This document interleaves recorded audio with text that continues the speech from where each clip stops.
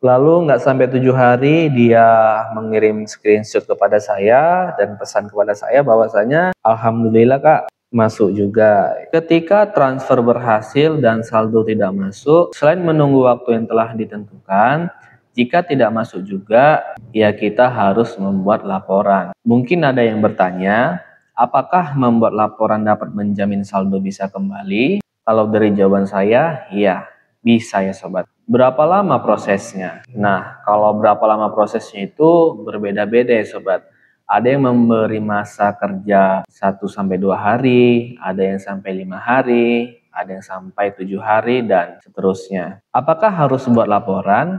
Ya, jika mana transaksi normalnya tidak masuk juga, ya mau tidak mau, ya harus buat laporan ya sobat. Biasa transaksi normal itu hitungannya 1 kali 24 jam atau 2 kali 24 jam. Jadi kalau misalnya kita transfer di jam 3 dan jam 4 belum masuk, ya kita tunggu saja sobat dalam waktu 1 kali 24 jam ataupun 2 kali 24 jam atau 2 hari.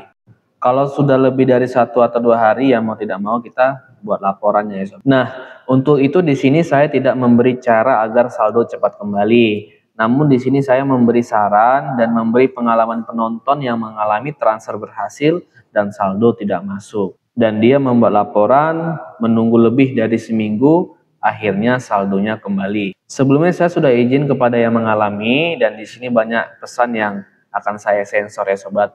Oke, kita lanjut. Nah, jadi ada penonton yang menghubungi saya lewat Instagram. Jika sobat ada yang mau berteman dengan saya lewat Instagram, bisa cek di link deskripsi ya sobat. Nah, jadi dia mengirim pesan kepada saya, "Halo Kak, mohon maaf mengganggu waktunya, barangkali bisa bantu. Jadi saya tanggal 2 Februari transfer dari pihak 1 ke pihak 2 via virtual account pihak 3. Ternyata pending dan saya buat laporan ke pihak 1 dan pihak 1 mengatakan kalau saldonya sudah berhasil ditransfer ke penerima. Tapi pas saya cek di pihak penerima atau pihak kedua, tidak ada dana atau saldo yang masuk. Solusinya gimana ya Kak? Mana nominalnya gede 10 juta. Lalu saya jawab, pending maksudnya pending bukti transaksi berhasil ada, tapi saldo tidak masuk, atau bukti transaksi tampilannya pending Kak? Lalu dia menjawab dan mengirim screenshot bahwasanya memang pada saat dia screenshot itu tampilannya masih pending ya sobat, belum ada transaksi berhasil, transaksinya masih dalam proses. Nah, selanjutnya di keesokan harinya ada masuk dari email bahwasanya transfernya berhasil tetapi belum masuk ke pihak keduanya. Lalu kakak ini mencoba buat laporan ke pihak kedua dan mendapat jawaban dari customer service pihak kedua bahwasanya saldonya memang masih dalam proses. Jadi kakak ini diminta untuk menunggu selama 2 hari kerja.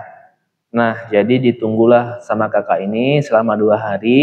Lalu kakak ini juga membuat laporan di pihak 1 ya, pihak pengirim, yang di awal bahwasanya yang di awal notif emailnya berhasil, dan setelah buat laporan ada peralatan bahwasanya iya saldonya memang masih dalam proses. Jadi kakak ini diminta untuk ketersediaannya menunggu. Jadi kakak ini bertanya, kalau misalnya gagal ini saldonya bakal kembali ke pihak 1 atau lanjut ke pihak penerima ya? Jadi kalau sepengalaman saya sobat, kalau memang dia prosesnya transaksi berhasil, biasa tetap akan masuk ke pihak penerima. Kalau misalnya pending, bisa jadi kembali ke pihak pengirim. Jadi kakak ini berpikiran begini, karena memang transfernya melalui pihak ketiga ya, menggunakan virtual account. Jadi kakak ini berpikiran apakah ada kemungkinan di pihak ketiganya yang terjadi masalah. Apakah perlu ditanyakan juga ya Kak? Itulah yang dia katakan ke saya. Terus kakak ini tetap menghubungi pihak keduanya ya, bahkan melalui telepon. Kata pihak keduanya atau pihak penerimanya mengatakan bahwasanya memang saldonya lagi menggantung di pihak ketiga. dan pihak kedua masih melakukan investigasi ke pihak ketiga. Jadi kakak itu bingung ya, saya harus gimana ya kak, malah ditambah estimasinya, saya bingung banget. Maksudnya ditambah estimasi itu yang awalnya 2 hari kerja ditambah menjadi 7 hari kerja, dan dia bertanya kalau 7 hari kerja nggak masuk juga gimana ya. Lalu nggak sampai 7 hari dia mengirim screenshot kepada saya dan pesan kepada saya bahwasanya alhamdulillah kak masuk juga.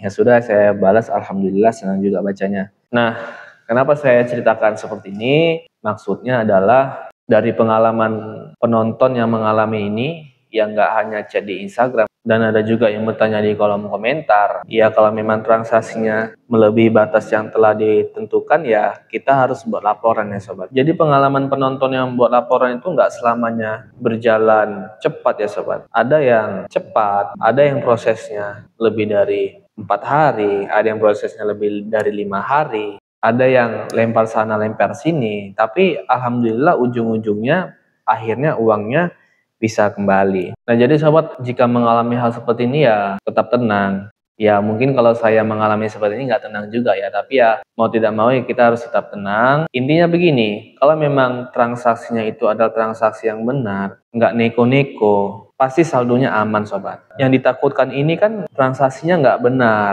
Bisa jadi kita bertransaksi ke orang yang tidak dikenal, atau ada orang yang tidak mengenal kita transfer ke kita. Karena di zaman seperti ini sangat mudah untuk membuat bukti transfer palsu. Gampang sekali sobat. Jadi jika sobat ingin membuat laporan, ya pastikan terlebih dahulu nomor yang kita transfer itu sudah sesuai atau belum. Kalau memang nggak sesuai ya berarti mungkin hangus ya, kita salah transfer. Baru jika kita sebagai penerima, pastikan terlebih dahulu orang yang mengirim kita itu orang yang bisa kita percaya enggak gitu. Takutnya dia hanya kenal-kenal begitu saja ya kan. Atau di sini kita yang penerima punya usaha gitu ya kan, entah mau menduluankan DP gitu ya kan, dan ternyata dia mengirimkan bukti yang palsu, ya bisa saja sobat. Jadi untuk itu ya hati-hati. Oke, terima kasih telah menonton video ini. Semoga video ini bermanfaat. Apabila sobat menyukai video ini, jangan lupa tekan tombol subscribe dan nyalakan loncengnya. Terima kasih. Assalamualaikum warahmatullahi wabarakatuh.